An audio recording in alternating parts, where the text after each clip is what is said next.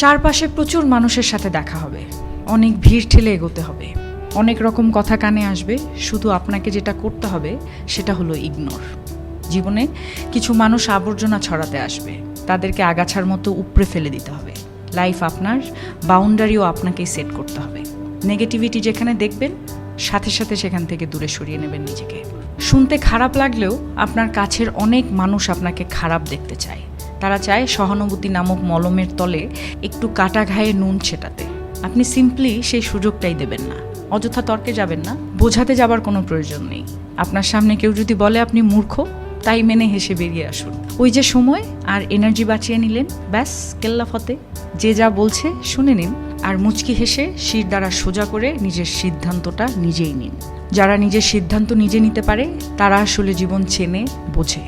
আপনাকে নিয়ে যখন বাকিরা সমালোচনা করতে ব্যস্ত থাকবে, আপনি ঠিক সেই সময়ে গাছ লাগান, ঘুরে আসুন, রং তুলি নিয়ে মনের মতো ক্যানভাস সাজান, বাড়ি গোছান, গল্প পড়ুন, পারলে আরও দুটো সাহিত্য পড়ে নিন, নিজের পুরনো ফটো দেখুন, ব্যাডমিন্টন খেলুন, ছবি তুলুন, চা খেতে বেরিয়ে পড়ুন, নামাজ পড়ুন, পুজো করুন। মোট কথা, তাদের কথায় রিয়্যাক্ট করবেন না একদমই। যা বলছে বলুক, আপনার কানে এলেও ফেলে দিন।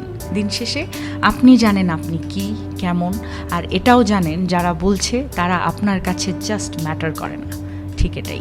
একটা বাউন্ডারি সেট করুন, একদম যাদের বা যার বুকে মিশে আপনি একদম শ্বাস নেবেন, যার সামনে আপনি আয়নার মতো দাঁড়াতে স্বাচ্ছন্দ্য বোধ করেন, শুধু তাদের কাছে এক্সপ্লেইন করুন, শুধু তাদের কাছেই ঝুঁকতে শিখুন। কারণ হয়তো তারা বা সে আপনাকে খারাপ দেখতে চাইবে না। বাদ বাকি দুনিয়াকে একদম ঝেড়ে ফেলে দিন। একটা কথা মাথায় রাখবেন, জীবন অনেক সুন্দর। আপনি যে জীবনটা বাঁচতে পারছেন সেটা অনেক সুন্দর।